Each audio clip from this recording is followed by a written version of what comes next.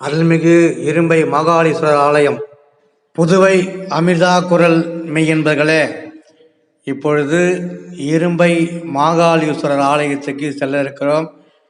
நிச்சயமாக இந்த கோயிலை பார்த்தா உங்களுக்கு பிடிக்கும். இதான் இரும்பை, திருச்சிற்றம்பலம், திண்டிவனம். இந்த திண்டிவனம் புறவழிச்சாலை, திண்டிவனம் புதுச்சேரி புறவழிச்சாலையிலே அருகிலே அமர்ந்துள்ளது இரும்பை. இந்த தீர்த்த குளத்திலே வணங்கி அந்த கைகாலை கழுவி, அதே போல் இந்த சித்தர் ஆலயம், இது கடுவெளி சித்தர் தவம் இருந்த ஆலயம் இந்த ஆலயம். ஆகவே இந்த ஆலயத்தில் இருக்கிற இரும்பை மாகாளீஸ்வரர்,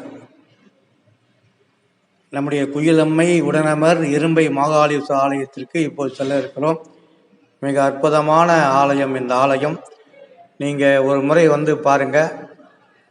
அதே போல் நம்முடைய அம்பாளுக்கு தனி சன்னதி தான் கடுவெளி சித்தர். இந்த கடுவெளி சித்தர் கடும் தவம் இருந்து இந்த ஊரை வாழ வைப்பதற்காக வந்த கடுவெளி சித்தரை இப்பொழுது பார்க்கிறோம். இங்கு செப்பு தகடால் அவருக்கு மூலவர் அருகிலேயே இந்த கடுவெளி சித்தர், இவர் தான் கடுவெளி சித்தர். நந்தவனத்தில் ஒரு ஆண்டி 4 மாதமாய் குயவனை வேண்டி கொண்டு வந்தான் தோண்டி, அதை கூத்தாடி கூத்தாடி போட்புடைத்தாண்டி என்று பாடலை இயற்றிய அந்த இரும்பை மாகாளீஸ்வரர் ஆலயத்திற்கு நாம் செல்ல இருக்கிறோம். இது திண்டிவனம் புதுச்சேரி புறவழிச்சாலை, திருச்சிற்றம்பலம் கூற்றோடு அருகிலே இரும்பை என்ற ஊர் இருக்கிறது. அங்கே செல்ல 4 வழி. அந்த இடத்திலே 4 முனை ரோடு சந்திக்கிற இடத்திலே மிகவும் கவனமாக செல்ல வேண்டும். இந்த வழியிலே புதுச்சேரியிலிருந்து வந்தால் வலதுபுறமாகவும், திண்டிவனத்திலிருந்து வந்தால் இடதுபுறமாக திரும்ப வேண்டும். மிக அற்புதமான சோழர் காலத்து கோயில். 2000 ஆண்டுகளுக்கு முன்னால் சோழன் பராமரித்த சிவலிங்கம் இந்த ஆலயத்தில் இருக்கிறது. ஆகவே இது இப்பவே ஒரு வயல்வெளி சூழ்ந்த இடமாக இருக்கிறது. அப்பொழுது எப்படி இருக்கும் என்று பாருங்கள். அப்பேற்பட்ட இடத்தில் நாம் இங்கு சென்று தரிசனம் செய்வதற்கு பாக்கியம் பெற்றிருக்க வேண்டும். இங்கு இருக்கிற தீர்த்த குளத்தை பார்க்கிறோம். மிக பிரம்மாண்டமான தீர்த்த குளம். அந்த அரச மரம் பாருங்க.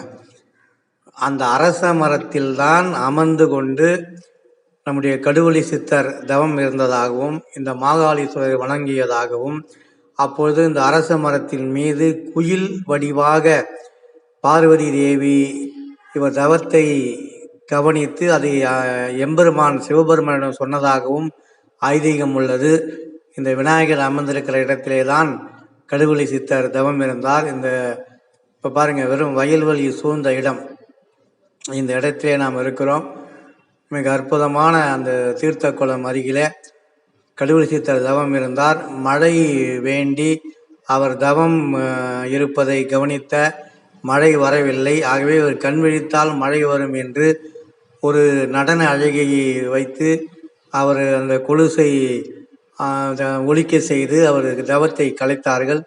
ஆனால் அந்த கடுவெளி சித்தர் கோபமுற்று இங்கு இருக்கிற சிவலிங்கத்தில் ஒரு பதிகம் பாடினார்.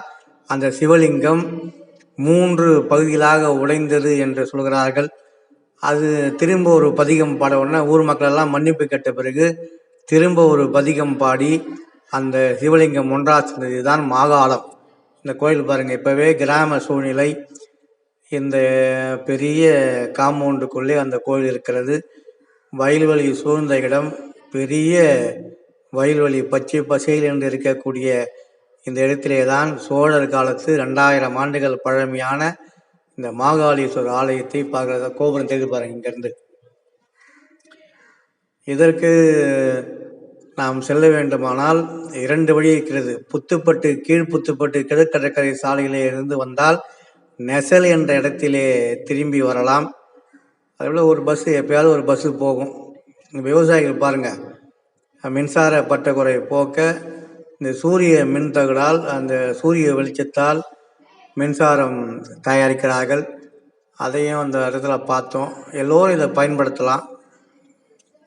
இதான் அந்த கோயிலுடைய அந்த வயல்வெளி நடுவிலே அந்த கோயில் இருக்கிறது. சோழர் காலத்து கோயில் என்று சொன்னால் கிட்டத்தட்ட 2000-2500 ஆண்டுகள் பழமையான ஆலயம். இந்த ஆலயத்திலே நாம் அந்த ஆலயத்திற்கு முன்னால் இருக்கிற வயல்வெளியிலே ஒரு அன்பர் சூரிய தகடுகளால் மின்சாரத்தை தயார் செய்வதற்காக அமைத்திருக்கிறார். அதை பார்ப்பதற்கு மிக அற்புதமாக இருந்தது. இந்த கோயிலை விட எனக்கு ரொம்ப பிடித்தது இந்த வயல்வெளிகள் தான். அதே போல அந்த மூங்கில் காடு ஒன்று இருந்தது போற வழியில. மிக அற்புதமான அந்த காடு, மூங்கில் காடை பார்த்தேன். பனைமரங்கள், ஏரி, இதெல்லாம் அந்த அந்த கோயில் அருகிலே இருக்கிறது. இதெல்லாம் பார்க்கின்ற பொழுது உண்மையிலே ஒரு மகிழ்ச்சியாக இருக்கிறது. இந்த மூங்கிலை பற்றி சொல்ல வேண்டுமானால், நாம் இந்த பூமியில நட்ட பிறகு 30 ஆண்டுகள் அது பூமியிலே இருக்கும். எல்லா மரமும் உடனே வந்துவிடும். 1 வாரம் 2 வாரம் 6 மாதத்துல வந்துடும். ஆனால் மூங்கில் மட்டும் 30 வருஷம் அந்த பூமி அடியிலே இருக்கும். ஆனால் மேலே பூமியை பிளந்து மேலே துளிவிட ஆரம்பித்தால் மலமளமளவென்று அவ்வளவு சீக்கிரமாக உயரமாக அது தெரிகிறது. அதே போல வளர்ந்துவிடும். அதே போலதான் நாம் எந்த ஒரு செயலை செய்தாலும் அமைதியாக இருந்து திடீரென்று வளர்ச்சி ஏற்படுற அளவுக்கு உழைக்க வேண்டும். அந்த பொறுமை காக்க வேண்டும். அந்த மூங்கில் நமக்கு ஒரு பாடம் கற்கிறது. அந்த மூங்கிலை எல்லாம் பார்க்கின்ற பொழுது மிக மகிழ்ச்சியாக இருக்கிறது. மூங்கில் எப்படி 30 வருடம் பூமியிலே தவம் இருந்து மேலே கடகன் வருவதோ, அதே போல நாம் எல்லாம் வளர்ந்து விட்ட பிறகுதான் நம்முடைய திறமையெல்லாம் வெளிக்காட்ட வேண்டும். எடுத்த உடனே விளம்பரம் செய்து நம்மை வளர்த்து வெளியே கொண்டு வந்தால் அது பொறாமையால் நம்மளை அழித்து விடுவார்கள். ஆகவேதான் இந்த மூங்கிலை போல அமைதியாக இருந்து நல்லா வெளியே வந்து கடகடகடன்னு வளர்ந்து விட்டோம். அதே போல் நம்ம பெரிய வளர்ச்சி அடைந்து விட்டால் நம்ம யாரும் ஒன்று செய்ய முடியாது என்பதுக்கு உதாரணம் இந்த மூங்கில். இந்த மூங்கிலை பார்க்கின்ற போது எனக்கு அதுதான் தோன்றுகிறது. 30 ஆண்டுகள் பொறுமையாக இருந்து அதன் பிறகு பெரிய காடாக வளர்ந்துவிடும். அதன் பிறகு அதை வெட்டுவது ரொம்ப சிரமம். அதே போலதான் நாம் நன்றாக வளர்ந்த பிறகு நம்முடைய புகழையும் நம்முடைய திறமையும் வெளிக்காட்ட வேண்டும் என்பது மூங்கிலுடைய கருத்தாக நமக்கு தோன்றுகிறது. அதே போல இந்த சாலை நெடுக வெறும் பச்சை பசேல் என்று மிக அற்புதமாக இருக்கிறது. இப்பொழுதே இந்த கிராமத்து சூழ்நிலை என்றால் 2000 வருடங்களுக்கு முன்னால் இது எப்படி இருக்கும் என்று கற்பனை கூட செய்து பார்க்க முடியவில்லை.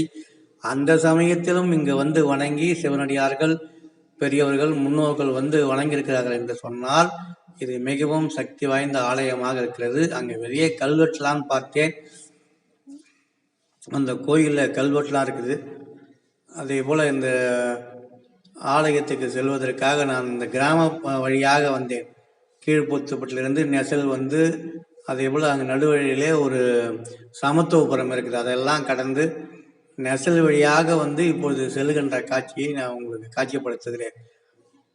மிகவும் இப்பொழுதே ரோடு வளைந்து வளைந்து செல்வது என்றால் அப்பொழுதெல்லாம் எப்படி சென்றிருப்பார்கள். நடந்து நடந்து வணங்கி வணங்கி வந்த இந்த இரும்பை மாகாளீஸ்வரர், அது நடுவில் ஒரு சக்தி ஒரு கோயில் ஒன்று இருக்குது. சக்தி பீடம் மாதிரி ஒரு குறி சொல்கிற இடம். இதெல்லாம் அந்த ஆப்பரம்பட்டு என்று சொல்கிறார்கள்.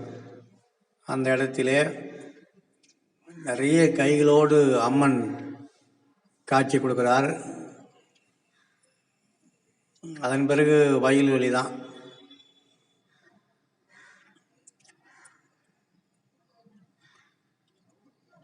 வளைந்து வளைந்து செல்கிற சாலையை பார்க்கிறோம்.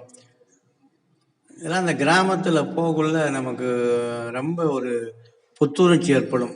கிராம வாழ்க்கை ஒரு புனிதமான வாழ்க்கை தான் கிராமத்து வாழ்க்கை. இதெல்லாம் இங்கெல்லாம் அதிகமாக பஸ்ஸெல்லாம் பார்க்க முடியாது. 2 வீலர் தான் இப்போ தற்சமயம். அப்போல்லாம் மாட்டு வண்டி, அதே போல் இந்த ரேஷன் கடையிலே மக்கள் ஒவ்வொரு ஊருக்கும் ஒரு ரேஷன் கடை இருக்கும். அதே போல் மக்கள் வரிசையில் நின்று வாங்குகிற அந்த காட்சியை பார்க்கிறோம். அதே போல் இது ஒவ்வொரு ஊர்லேயும் ஒரு கோயில் இருக்கும். இப்போது இந்த ஊரெல்லாம் கொஞ்சம் முன்னேற்றம் ஏற்பட்டு கல் வீடுகளாக இருக்கிறது. அப்போல்லாம் கூரை வீடு. இதெல்லாம் இப்பொழுது முன்னேற்றம் இருக்கிற இந்த கிராம பகுதியில் செல்லுகின்ற பொழுது நமக்கு நானும் ஒரு கிராமத்திலே பிறந்து இப்பொழுதும் கிராமத்தில் வாழ்ந்து கொண்டிருக்கிறேன். அதே போல் அந்த கிராமம் வாழ்க்கை மிக அற்புதமான வாழ்க்கை. அந்த இடத்துல இருக்கிறோம்.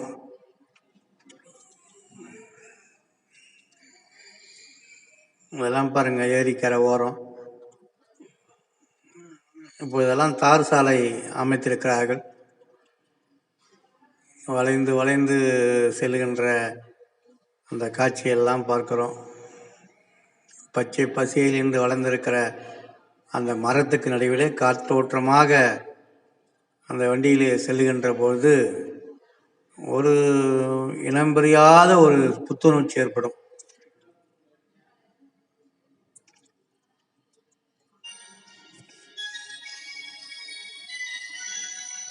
இந்த ஃபோன் அழைப்பு வந்திருக்கிறது.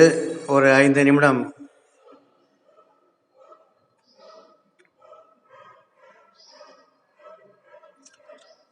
இந்த நெசல் என்ற ஊர் வழியாக நான் அந்த போனதை அவங்களுக்கு காட்டுறேன். நெசல் ஒரு ஊர்,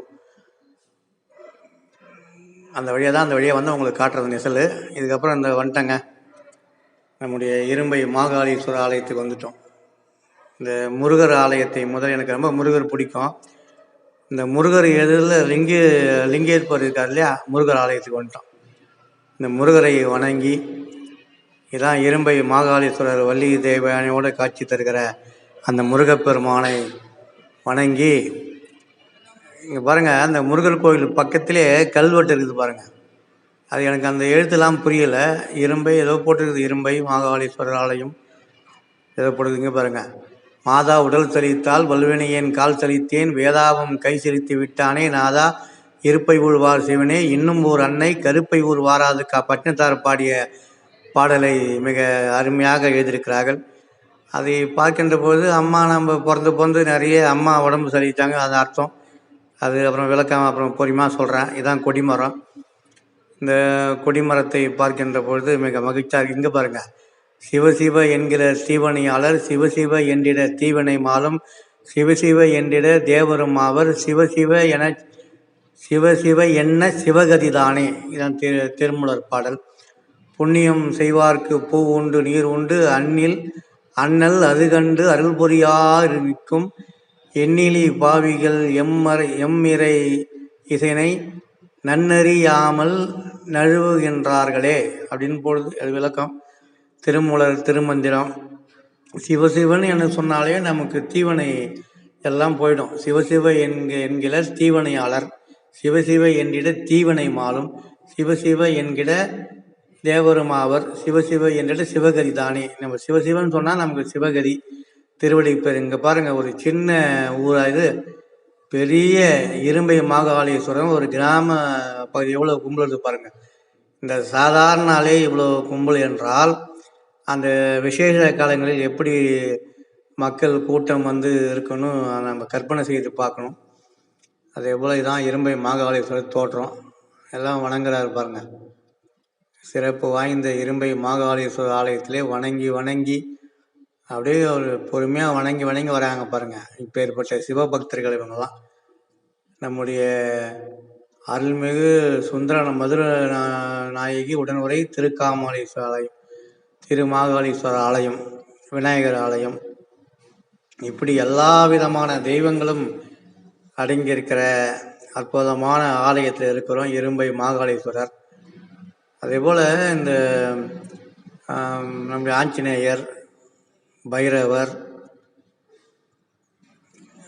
நவகிரக கோயில், முருகன் ஆலயம், விநாயகர் ஆலயம், எல்லா ஆலயம் இங்கே இருக்கிறது. இது நம்முடைய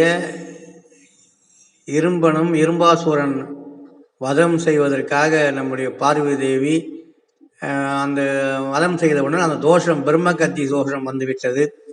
அதை தீர்க்க வேண்டுமானால் இந்த தீர்த்த குளத்திலே குளித்து விட்டு இங்கே இருக்கிற இரும்பை மாகாளீஸ்வரை வணங்கினால் அந்த தோஷம் போகும் என்று பார்வதியிடம் சொன்னதால் இங்கு வந்து இரும்பாசூரன் 2 பேரையும் வதம் செய்துவிட்டு இங்கு வந்து வணங்கினார்கள் அந்த சிவபெருமானை. ஆகவே இதுதான் இரும்பைஸ்வரர், இரும்பை மாகாளீஸ்வரர். அந்த அவன் பேர் இரும்பானும். ஆகவே அந்த அப்பேற்பட்ட ஆழத்தில் இருக்கிறோம். இதாங்க வில்வ மரத்தை பார்ப்பதே ரொம்ப புண்ணியம். தலவரிச்சம் வில்வ மரம். அதே போல் இந்த இடத்துல நீங்கள் இந்த குயிலம்மையில் போயிட்டு நல்லா குரல் வளம் வரணும்னா இந்த அம்மனை வேண்டிக்குங்க. குரல் வளம் வர வேண்டும் என்று அம்மனை வேண்டி அந்த தேன் அபிஷேகம் பண்ணி அந்த தேனை எடுத்து நாக்களை தடவினால் குயில் போல உங்களுக்கு குரல் வரும் என்று ஐதீகம் சொல்கிறது. ஆகவே நடன கலைஞர்கள் இந்த செவுறு முழுக்க அந்த நடன கலைஞர்கள், பாட்டு பாடுற கலைஞர்கள் தான் இருக்கும். இந்த கலைஞர்களை வாழ வைக்கக்கூடிய அற்புதமான ஆலயம் இந்த ஆலயம். ஆகவே நடன கலைஞர்கள், இசைக்கலைஞர்கள் எல்லாம் இங்கே வந்து அந்த இங்கே இருக்கிற குயிலம்மையை வணங்கி தேனை அபிஷேகம் செய்து அந்த தேனை நாக்களை தடவுகின்ற பொழுது நமக்கு எல்லாம் வல்ல எம்பெருமான் ஆற்றல் கிடைக்கும். ஆகவே அப்பேற்பட்ட ஆலயத்திலே இங்கே இருக்கிறோம். வெற்றிவேல் முருகனுக்கு